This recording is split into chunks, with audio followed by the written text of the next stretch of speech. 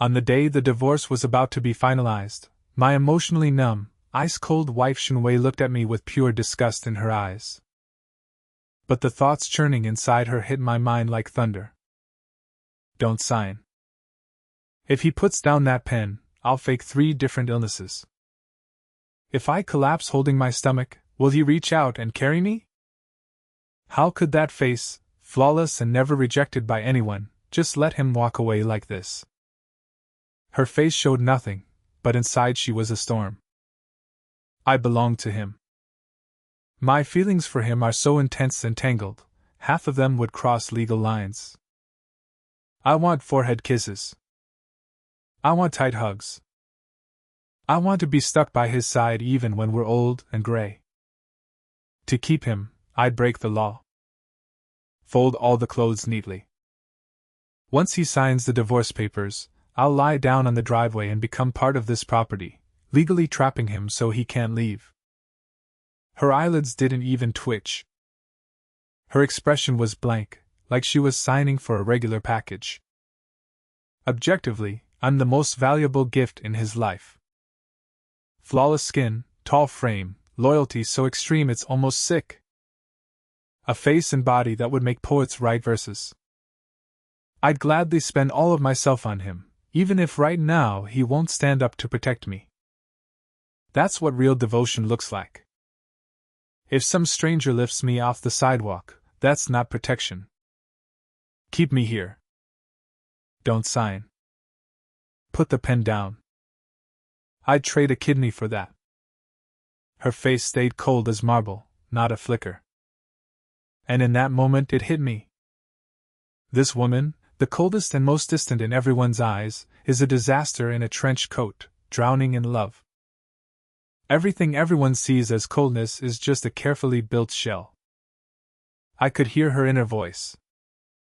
It came out of nowhere, like accidentally unlocking an unreleased record. Looking back, it all started on the 41st floor of that law firm. The firm was run by 3 guys who never split bills, all glass everywhere. Glass desks, glass windows showing the city, even the kettle was glass. That glass cup cost more than my paycheck from my last real job. I used to have a respectable career. Now all I have is a marriage everyone trashes. The glass desk reflected my face. Brown hair combed neatly, blue eyes calm, already trained to hide emotions, with only one tear I held down inside. Next to me sat Su-min, my wife's family lawyer, precise and all about efficiency. She pushed the divorce settlement across the table like she was laying out surgical tools. At the other end sat Shinjingshan, my wife's uncle. Gray at the temples, wealth draped on him like borrowed clothes, smile frozen on his face like it was nailed there. The warmth he gave off was like a heating lamp in a morgue. By the window stood Zhou Ming, Shinjingshan's right-hand man, admiring his own reflection in the glass. His eyes were pale, like he never faced a real problem. The way he smiled at me, it was like my divorce was a party just for his entertainment. Everyone already had a story cooked up. Lin Yan married up, got a rich wife. Lin Yan's a nobody chasing money, and now the truth is out. The family's generous enough to let him leave with dignity. Just sign a few spots on the papers, take a small payout, disappear back to the mud he came from. That story had a beginning, a middle, and a perfect scapegoat. Too bad my old job was dissecting companies from the inside, like a forensic accountant, buried in spreadsheets. I could tell a fake story at a glance, but back then I didn't have proof. Evidence is the only thing I trust. And telepathy? That just landed on me. Lin Yan, you ready? Su Min slid a heavy pen across the glass table. The pen looked expensive, enough to make signing away your life feel a little classier. Meanwhile, in my wife's head, she was already running backup plans. Don't sign. If all else fails, I'll faint on the spot, he'll panic and take me home, rest for 4 days, and we'll pretend this never happened. Her face stayed blank, like she was looking at a tax audit or a store closing notice. I picked up the pen, but I didn't sign. Shan spoke up, his tone like he was sizing up whether I needed my own lawyer to understand the asset list, a low laugh escaping his throat. Lin Yan, no need to make goodwill so complicated. Not complicated. It's Tuesday. I need to read through everything, then we'll meet again. I put the pen down. Su Min's expression didn't change, so I knew the situation had shifted. Shan waved a hand and muttered to himself, "Let the rat run on the wheel, he can't read a balance sheet anyway." He had no idea he was paying for that. Across the table, Shinwei gripped the edge with both hands, her knuckles white as her hair. Her voice came faintly from inside, "Please, just look at me." I didn't know how to comfort her quietly, so I reached out and covered her hand. "You're gripping the papers too hard, you'll wrinkle them." I told myself I was just keeping things civil. That was a lie I told myself. The truth was, I heard every bit of her pleading, and my body reacted before my brain did. Her thoughts went into total chaos. He touched me. Skin contact, system reboot. Is this a proposal? Aren't we dissolving the marriage? I want to keep this hand. I want to drown in this touch forever. But her face stayed that same blank, package signing calm. I stood up, buttoned my cheap jacket, thanked everyone politely for their time. As I left, I picked up a few loose pages from the glass table, folded one asset sheet, and slipped it into my inner pocket like it was a useless receipt. But that paper mattered to me. The number discrepancy on it was the opening I needed in court. Faking a loss on the books takes skill, step by step. To lower a predator's guard, you let the prey carry its own luggage. I rented a one-bedroom on the 4th floor of a building with an elevator that worked half the time, no room to haggle. I moved out over the weekend, when the Shan family was all breathing easy. I could feel their relief from across the city. That gold-digging outsider's finally gone, everyone can go back to normal. Except me, with that key list in my pocket, and an unsent call saved on my phone. My old partner Lu Yi picked up on the second ring. Forensic data expert, always messy, could run multiple threads in his head at once. When we worked together, I was the scalpel cutting problems open, he was the one digging out hidden evidence. Lin Yan, word on the street is you're socially dead. Your silence just sealed the deal on this whole show. I need you to check out a corporate entity. A pause on the line, then the sound of him sitting down and typing. You're whispering, which means someone's in for a world of hurt. Who is it? The Shan family's internal holdings.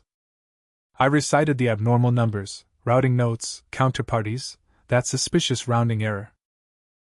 Rounding on a ledger never happens for no reason. Give me a night. Lu Yi knew me too well. You okay? Married an iceberg, trapped in a fortress, now you're calling at midnight to dig into shell companies. I'm fine. Just a regular Tuesday. I hung up. Then fate threw in its dramatic timing. Knock at the door.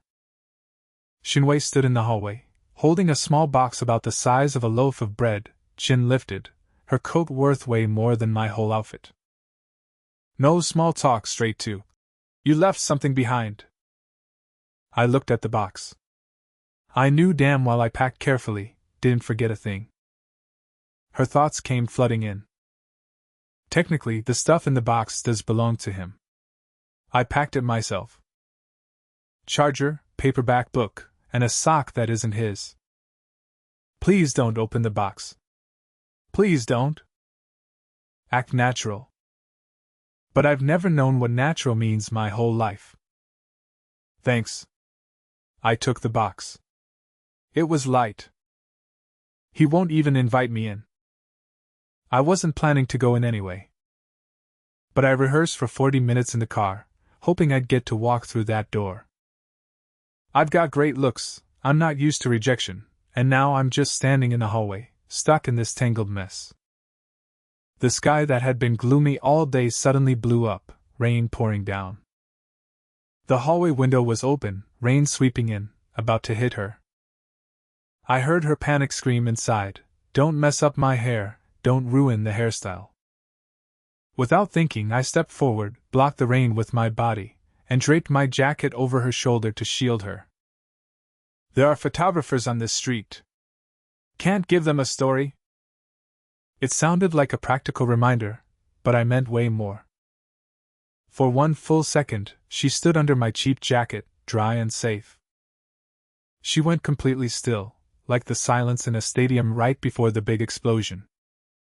"He smells like the inside of a safe. This is almost like a wedding.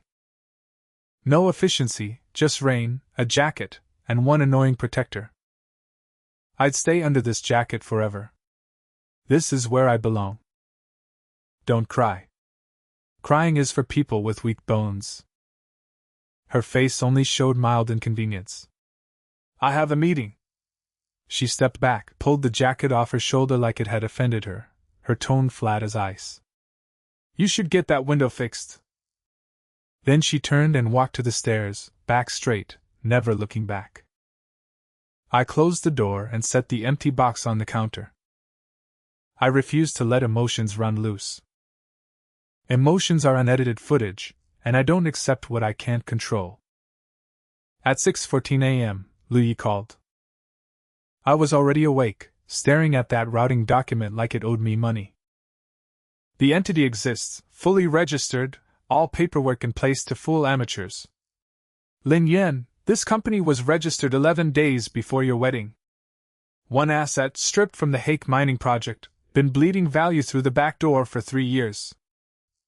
I looked at the box on the counter, that sock that wasn't mine, that brand new paperback. "Send me the full registration files." "Already sent. The first signature is still on file. That's the first crack in their setup. They threw out what looked like worthless paper back then, but that wasn't trash. It was the loose thread on the whole sweater." I slowly figured out the rules of this strange ability. I could only hear Shinwei's thoughts. Only when close enough, same room, same car, across the table. Distance made the signal fade, like radio static through a tunnel. The stronger her emotion, the louder her voice, like someone cranked the volume dial to max. I tested it. Standing at the far end of the hall, nothing. Moving closer, whispers crept into my head. Day 8 of refusing to sign the divorce papers, the Shin Group quarterly shareholder meeting rolled around. A fancy clapping party where people cheered numbers they'd never verify. As Shinwei's legal husband, my name was still on the attendee list. Shin Jingshan hadn't bothered to remove me. Ignoring me completely was exactly what he wanted. I wore my cheap suit, my one decent watch, and went to listen to my enemy on stage.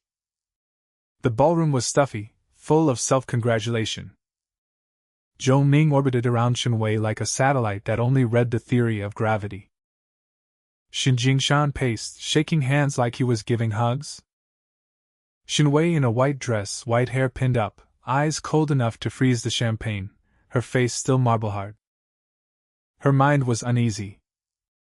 Why is he here in that suit? That outfit should be arrested. He looks completely harmless. I moved into range.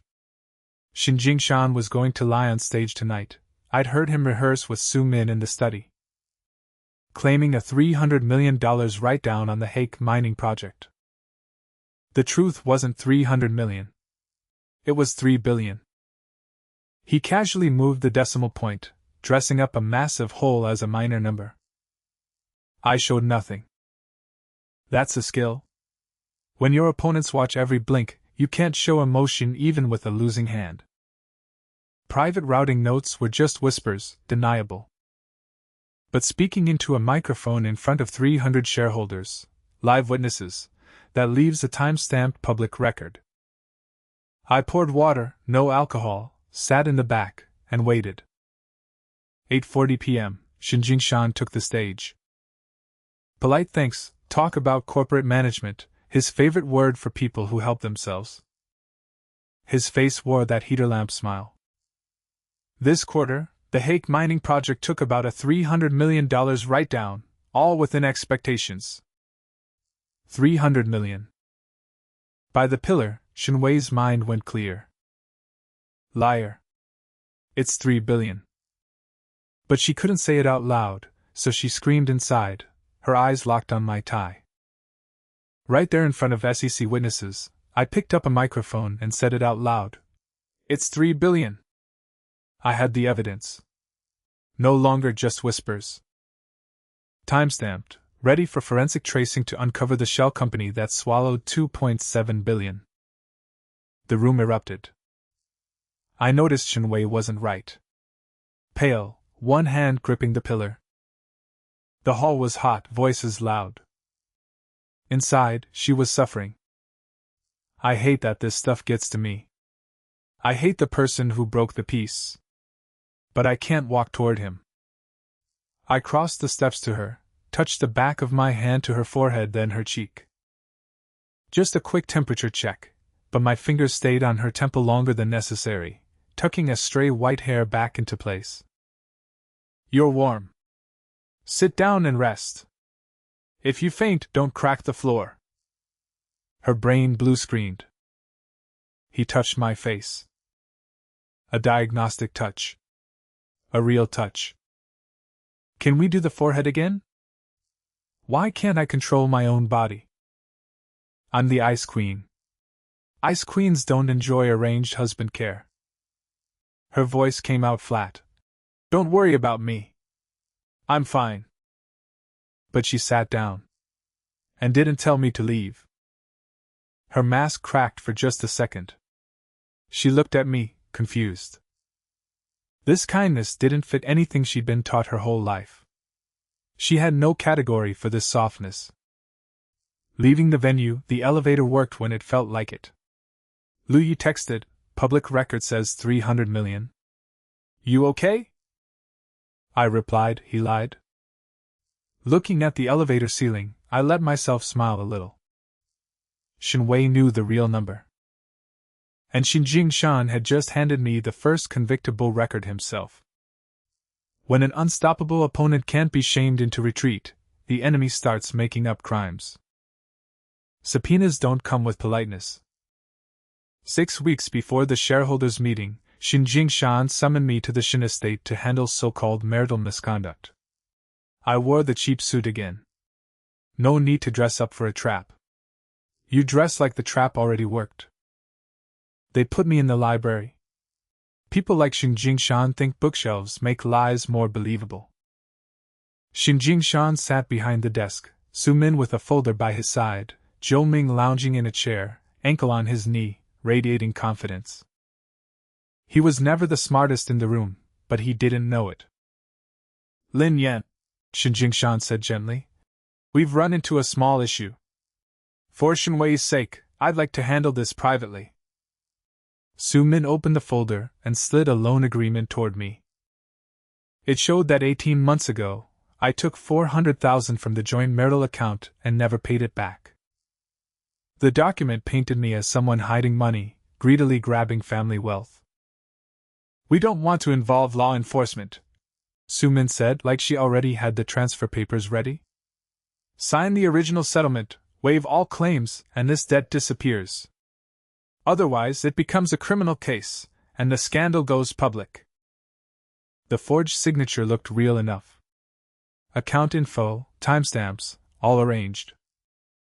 If I were the nobody they thought I was, the one who couldn't read a balance sheet, I'd be destroyed today. But I've read countless ledgers. Manual manipulation always leaves traces.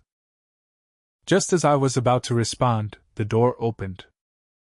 Shinwei walked in uninvited, holding a cup of coffee she never drank, looking bored like she just happened by. Her thoughts churned. I heard Uncle rehearsing this in the study. He thinks walls are loyal. This fake loan stunt is embarrassing. And that account was closed long ago. She sipped the coffee, didn't swallow, and said flatly to Xinjing Shan by the window, that account was closed 2 summers ago. You made me sign the closure papers. Lin Yan couldn't have taken money from it 18 months ago. One sentence said like she was on the family's side, and it ripped their whole setup apart. I almost wanted to kiss her right there, and file that moment away. Su Min's expression didn't change, but her fingers unconsciously rechecked the documents. Not a simple oversight. I turned the loan papers over, didn't raise my voice, like explaining to a kid why the stove is hot step by step. Shinwei's right. Account was closed. The bank has notarized timestamps. That 400,000 never went through this account.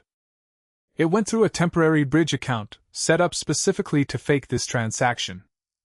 Opening a bridge account requires authorization and leaves operator credentials, device logs, IP access records, all recoverable. Shin Jingshan stayed behind the scenes, never typed a key himself, left the dirty work to underlings. Zhou Ming shifted an inch in his seat, his confidence flickering like a faulty bulb. He was the one who did it. If we pull all the bridge account logs, the credentials won't point to Mr. Shin Jingshan behind the desk. I looked calmly at Zhou Ming. Every trace will point to the actual operator. The room went silent. Everyone did the math instantly. Shin Jingshan announced the meeting was over. I walked out. Shinwei walked beside me, still holding that untouched coffee. Her mind was buzzing. I helped him. Does he know I helped him? We just did a legal takedown together. That's the closest we've been in a year, and we didn't even hold hands, just crushed a conspiracy together. It's practically a honeymoon. The marble stairs outside the library were polished like ice by the staff. The servants feared Shin Jingshan more than physics. I heard her scream inside, "Please don't slip in front of him." Her heel missed a step, dignity about to crack, and I grabbed her wrist, steadied her, kept walking like nothing happened. Several steps down, she still didn't let go of my hand. Her mind looped one line, "This hand is mine, and no one can ever know." In the car, for driving safety, I let go. Shin Jingshan built a whole machine to frame me, but he rushed it. Executors were greedy and sloppy, left fingerprints everywhere. The loose screw was Zhou Ming. I didn't have to break it myself. Once the machine ran at full speed, all I had to do was pull that bolt, and it would tear itself apart. When bribery and framing both failed, the enemy tried to ruin your reputation. 5 weeks before the shareholders' meeting, the Shin Group held its annual charity gala. Everyone there was really just celebrating themselves. Shin Jingshan made sure to send an invitation. He never did anything without purpose, like setting out a chair just to pull it away in public. To keep up the family harmony act, I sat with Shinwei. She wore a silver dress, stunning but distant. Inside, she was sizing me up. He's wearing that expensive watch and that suit. Uncle wants to humiliate him in public. Dessert came, and the trap sprang. Shin Jingshan stood up with his glass, gave a speech about family legacy and blood ties, then turned his smile to me. "Tonight we also have Lin Yan here. No matter what people say, he married our girl. Some people build fortunes. Others just rely on marriage and pray they don't get exposed." He raised his glass to so-called ambition. 300 pairs of eyes locked on me, waiting for the gold digger to squirm. I didn't back down. I raised my water glass, tilted my head, smiled slightly like I was complimenting his tie. Being in desperate situations taught me one thing: flinching only confirms the story they've written for you. Someone who won't play along becomes a problem, and problems are harder to ignore than small people. I was happy to be that problem. Next to me, Shinwei was stiff, her mind on fire. How dare he treat my husband like this in front of everyone? Everyone thinks Lin Yan wanted money, but he's the one who never asked for anything. And I can't say a word. My whole life is a beautiful locked room. I shine in it, but I hate it. Don't tremble. Don't lose it in front of all this silverware. Under the tablecloth, only I could see her hand shaking. I reached over and covered her trembling hand, hiding it from every prying eye in the room. I leaned in, my voice low, just for her. You're the calmest one here. Let them misunderstand.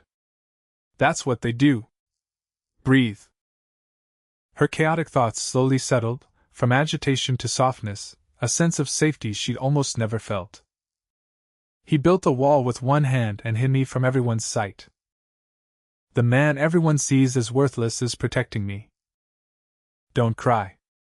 There are photographers. Ruined makeup is a disaster. Protect my face. My hand can stay right there. The dessert was a little burnt. Under my palm, her trembling stopped.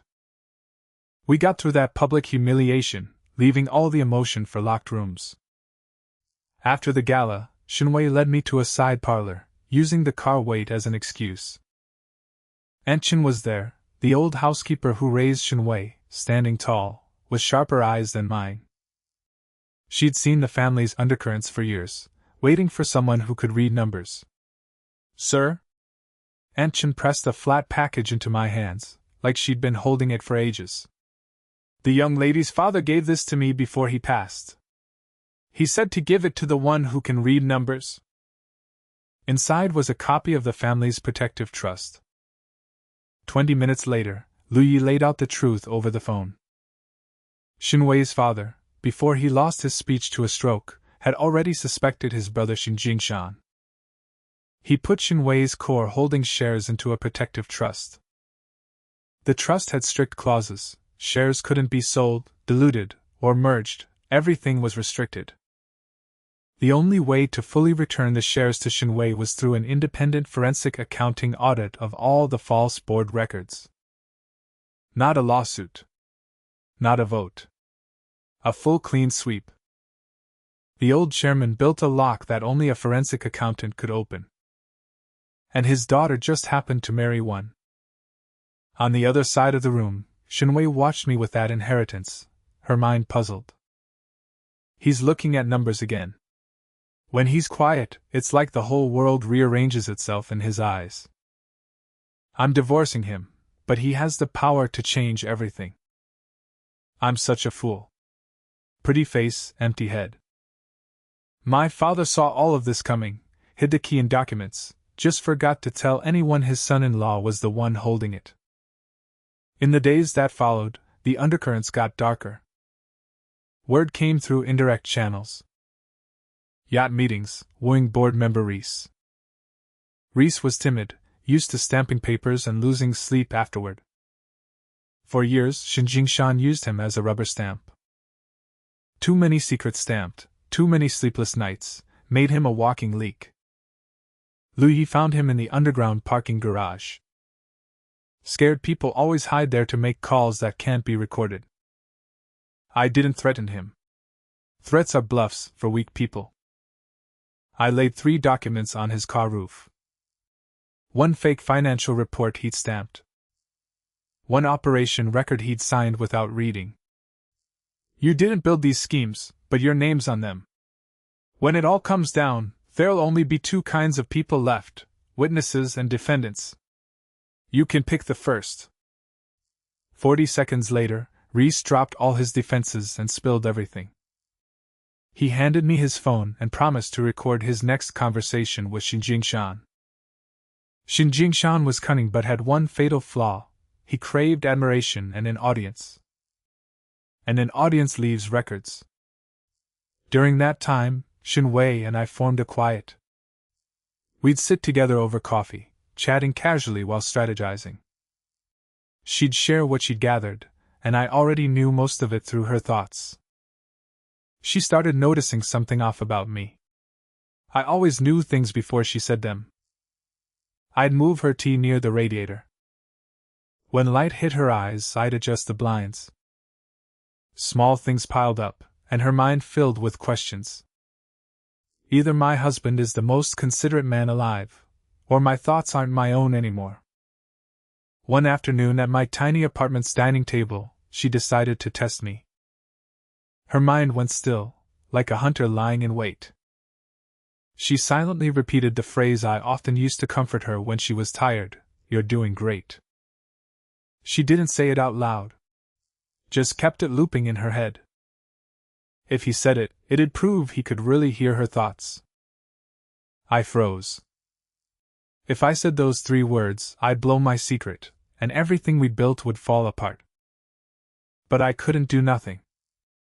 She just survived that public toast humiliation, and she needed comfort.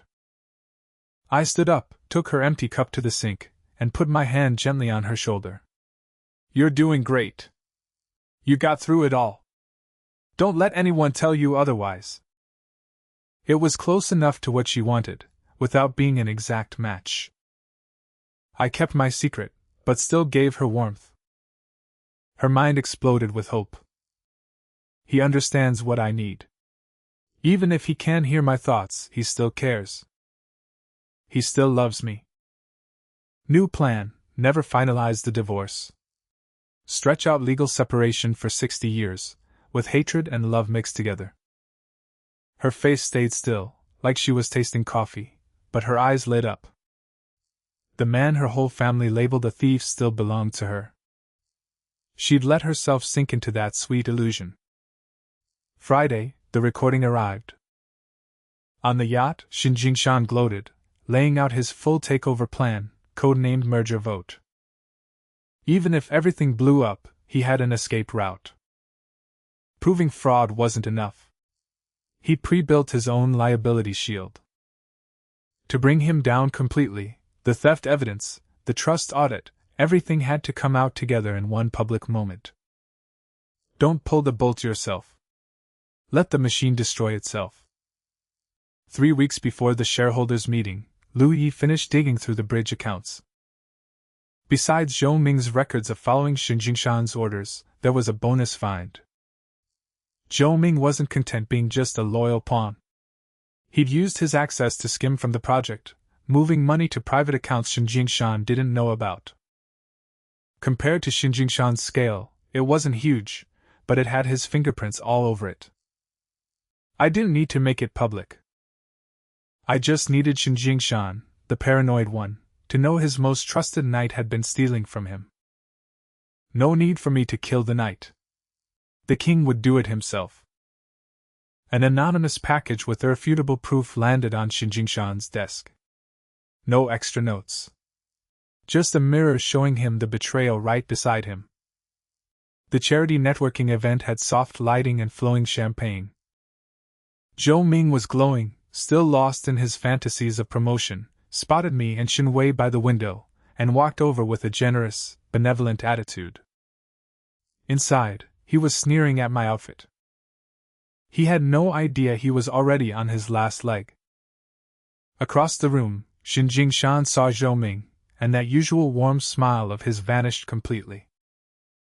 It all happened silently. Real destruction is never loud.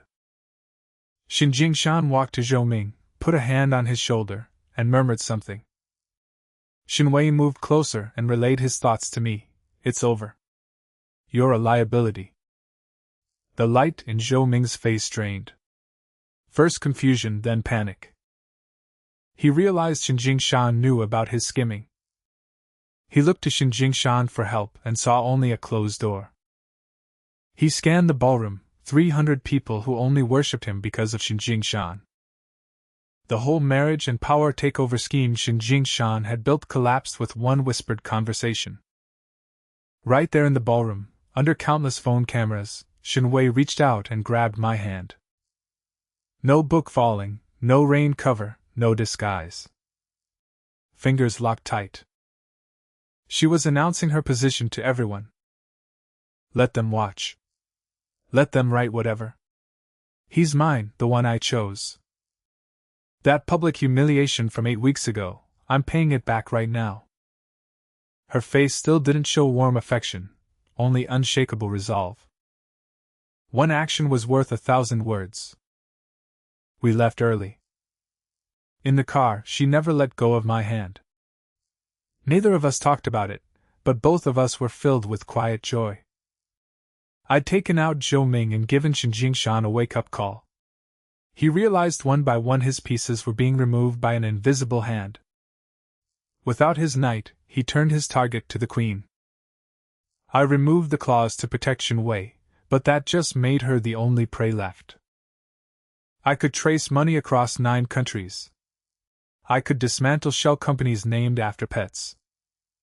But I couldn't use spreadsheets to drive fear out of a woman's heart. Xin Jingshan pulled his final weapon. File an emergency petition to the Trust Council, claiming Shinwei was mentally unstable and unfit to control her own shares. Spread rumors that the family, heartbroken, wanted him to manage her shares until she recovered. In this family, waiting for recovery was the end of the line for any female heir. This move bypassed the fraud facts and dressed the power struggle as a family tragedy, with Xin Jingshan as the grieving steward. Shinwei got locked in a legal cage, and numbers and evidence stopped working. At 11:40 p.m., she called me. She almost never called first. A call meant things had hit rock bottom. I drove to the estate. Enchen opened the door quietly and slipped away. In the dim living room, Shinwei sat in a plain sweater, both hands gripping that petition. I stepped into range, and her thoughts were no longer loud, just tiny shards of fear. They'll say I'm crazy. When a woman shows emotion, everyone decides she's unstable. If my shares get, my father's whole empire falls to my uncle. All because I held your hand in public. This isn't your fault. Holding my hand wasn't a crime. It was one of the few sane things this family's done in years, I said from the doorway. She looked up, a faint smile on her face, mask and real emotion tangled together. This was the first time she'd spoken honestly to me. I don't know how much you've done behind the scenes. I see it. You're terrifyingly capable. But maybe this time, it's not enough. Paper traps can't prove someone has a sound mind. Inside that faint plea, don't let go of me now. I've been living out of reach my whole life. I'm so tired. What she couldn't say, I did. I walked to her, opened my arms, and pulled her into a full embrace. No document cover, no photographers to dodge, no windows to hide from. In the dark, a husband held his desperate wife. She stiffened for a second, then, like she'd been waiting forever, she melted into me, her face buried in my chest. For the first time since the war started, she felt completely safe. A moment later, her thoughts started running again, out of control. He smells safe. Why did it have to be this man who makes everyone else fade away? Not the time for this. Enemy at the gate, stop obsessing over his scent. All the feelings she'd been screaming inside for 7 weeks but never dared say almost broke through her throat. Decades of training slammed the door shut. She stayed buried in my shoulder and whispered in a low, threatening tone. If you tell anyone I called you tonight and cried, I'll deny everything. I know. I held her. I let her stay in that desperation. I still couldn't reveal all my cards. Xin Jingshan wanted a quiet, deniable coup. In his panic, he'd filed the petition formally with the trust, under oath. That challenge to Shinwei's shares triggered the mechanism the old chairman had built into the trust. Any challenge to the heir's right to exercise shares could only be resolved by initiating an independent forensic accounting audit of all false board records. Xin Jingshan had bent over backward to avoid an audit. To take down Shinwei, he'd walked us right into the audit room. It was all on paper now. No backing out. 10 days until the shareholders' meeting. I'd read the whole ledger out loud for everyone to hear. On the day of the meeting, on the surface, we looked beaten. Xin Jingshan walked in with a pile of proxy votes, the petition on the agenda. He looked relaxed, like the votes had already been counted twice. Shinwei sat at the far end of the table, spine straight, wearing her hardest mask. Outside, people were already ready to declare her unstable. I sat in the back in my cheap suit, the seat for people who didn't matter. Everyone in that room knew the story, the nobody who married up, allowed to exist only out of pity. A $300 billion company, and not one person looked at me twice. And being invisible was the best seat in the house. Xin Jingshan stood up to handle the family matter, read the petition, gently take over Shinwei's shares. But Shinwei stood first, breaking the board's script. She spoke about her so-called mental state, calm as pouring a glass of chilled wine. I'm invoking all clauses in my father's trust. Any challenge to my control of the shares can only be answered by initiating an independent forensic audit of all Shin Group accounts. The room's temperature shifted. Xin Jingshan's smile didn't fade. He still believed he'd covered his tracks, all risks pre-calculated. The trust named the third-party auditor, chosen by the trustee, a qualified independent forensic accountant. A pause. Then a crack in the marble world. I choose my husband. As everyone later learned, his old job was dismantling companies this size. All eyes turned to the man in the back, in the cheap suit. I stood up, buttoned my jacket, and in that instant, I became the most dangerous person in the room. I didn't raise my voice. I opened the whole case file. First came the Hake mining records. Xin Jingshan had told the public 300 million in write-downs. The real loss was 3 billion. 2.7 billion vanished. Then the shell company registered 11 days before the wedding, the 3-year backdoor bleed, the full chain. Then the yacht recording, Xin Jingshan explaining his whole takeover and his escape plan. Xin Jingshan's smile finally cracked. This is all dramatized hearsay. You're throwing out numbers. Numbers can be manipulated. He was right. Every money trail had been washed. Every signature was an agent, or a dead name. His escape plan was nearly flawless. But everything has a beginning. He'd covered every angle except his first step. That original registration document, the first one, had his real signature. All the proxies and stand-ins came after that signed document. He locked every exit, but forgot to seal the door he walked in through. Su-min saw the turn. She read the shift like a balance sheet. She stood up and calmly made a damage control statement for the record. I followed Xin Jingshan's instructions. I kept copies of every order. She put a thick folder on the table. Like a rat with blueprints, jumping ship. Aunt Chen, who'd been waiting for her moment, produced the final piece. The original forged loan document from that $40,000 frame-up, the one that built the greedy rumor and painted Shinwei as a fool. The board went dead silent. Shinwei walked to my side and sat in her seat. Under the table, where 300 billion in capital couldn't see, she reached for my hand and held it tight. Inside, her mind surged. This is a hostile takeover and a homecoming. He read the truth out loud in front of all these wolves. I married him. I'm never letting go. The board voted again.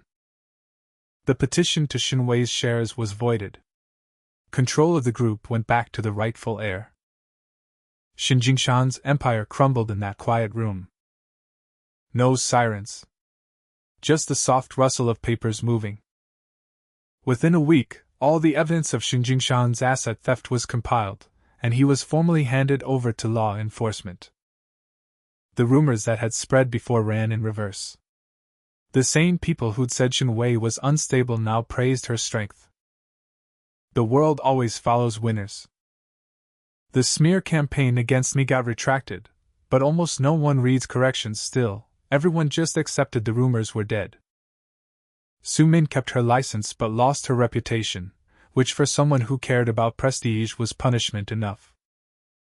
Everything settled. Shinwei got her shares back. She got her father's empire. Standing in the middle of all that wealth, for the first time since I'd known her, she didn't know where to put her hands. We were in that same library where they tried to frame me. Xin Jingshan's desk was empty now. You never told me. She looked at the marble window, then turned to me. You saw every trap coming, you were steps ahead every time. No one could do that. Not even you. I looked at this brilliant, cold on the outside, desperately in love wife of mine. For 8 weeks, her thoughts had filled my head, all locked behind her marble mask. The war was over. She could drop the act now. I need to tell you something, I said. But don't throw anything expensive first. She blinked. And I knew, this time, she wasn't hiding everything like usual. The day of the divorce papers, I started hearing your thoughts. Not what you said out loud. What you hid under the cold. Her face drained of color. You wanted to fake being sick to keep me. You wanted to lie on the driveway so I legally couldn't leave. You were even willing to commit a federal crime for me. She jerked her face away, chest heaving. You wanted to give me a kidney, I added. She finally snapped and muttered, Stop. I didn't.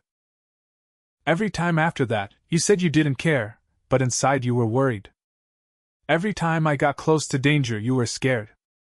Every time I helped you, you acted cold but felt like dancing. She turned back, eyes red. You knew all along, she said, barely above a whisper. From the very start, you knew everything.